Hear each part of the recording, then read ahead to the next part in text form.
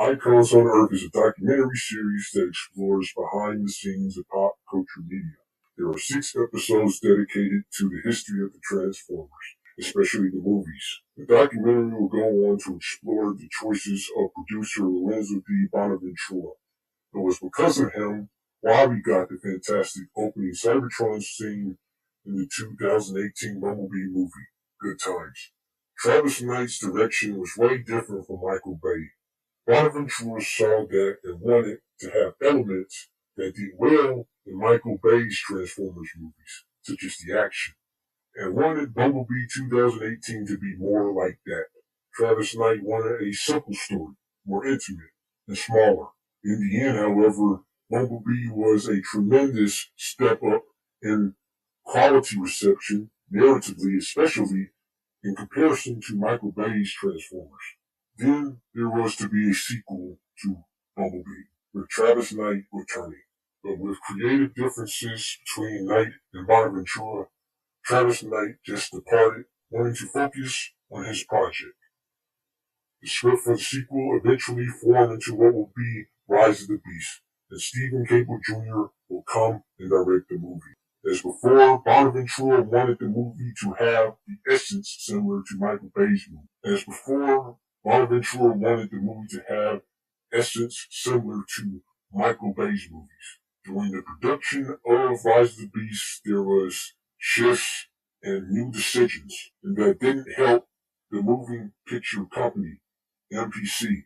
ILM didn't animate the Transformers in Rise of the Beast, and you can tell by the quality, but it's not because MPC was inferior. It was because of the constant shifts in choice making when it comes down to the production and the creation of the movie and what will be the final product.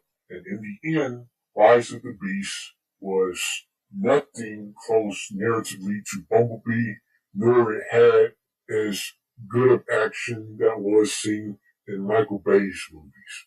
In 2025, Cable Jr. just walked away from the production because of conflict with Bonaventura. The G.I. Joe Transformers crossover movie is still in the air, but nothing is confirmed as a definite. What does this say about Lorenzo Di Bonneventura? Well, I have to say this. He knows what gets people to the movies, and that is the reason why he is so loyal to the Michael Bay formula. Because of Michael Bay's success, that is why he wanted to fashion these later movies to be so similar so that he can keep consistency. And so with what works, he see that as long as you stick to that formula, then it's going to be successful every time. But that's the point. What happened with the last night should be evidence right there that you must think differently. You must adapt. You must transform. Because of him and corporate being greedy, Travis Knight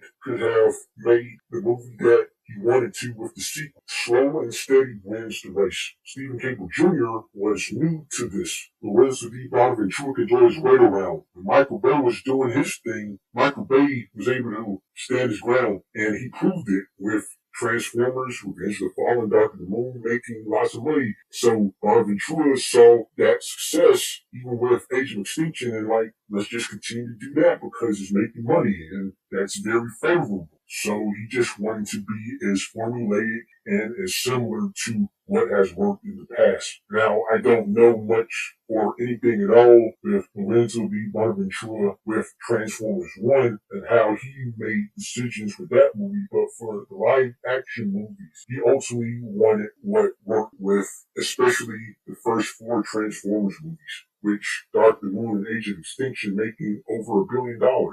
And truly, it's understandable. It's understandable to keep that connection with the Bay formers, which done well. Now, with how people review and critique the movie, he don't really care because what he saw with how Revenge of the Fallen did, even though it won a Razzie Award, that a Raspberry Award to indicate that it's a bad movie, he saw that it still made a good amount of money, over $500 million. It was a financial hit. So Bonaventura don't really care much about the story, something that Travis Knight wanted to do because he's more about the narrative and telling a story. Bonaventura just wanted to do what made Revenge of the Fallen a financial hit and Dark the Moon a financial hit. So you can understand that mindset from a producer's point of view. But for understanding Transformers as a whole, I understand why fans just don't like the man. And I understand that. But he's doing it from a business point of view. He just wants to see money being made.